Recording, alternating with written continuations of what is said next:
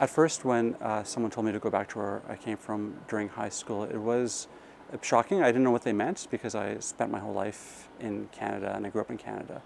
And then when I realized what that phrase meant, it was quite upsetting. And I thought, where should I go? This is where I was born. This is where I was raised. This is where my family is. And this is the only country that I know. It's sort of sinks quite deep, I think, into sort of the psyche. I think in part because it makes you feel as if you don't belong, even if you've spent your entire life in a place. The first time I've ever experienced that kind of xenophobia or that kind of hatred was when I was in the fourth grade.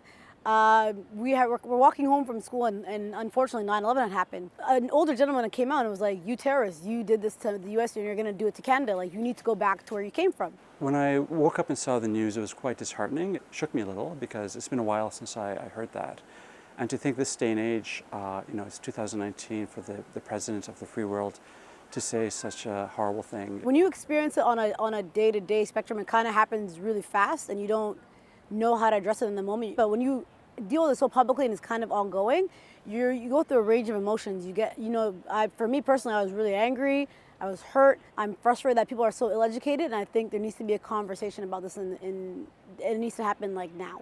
What I would say to my children or to other young people who hear the phrase, I think what I would tell them is that you belong, that we're all here as settlers, as immigrants, except obviously if you're an Indigenous person, and that this country belongs to more than just those who are saying such awful things. You are the reason why Canada is such a strong country in the first place. Like, your diversity is what makes our country a better place.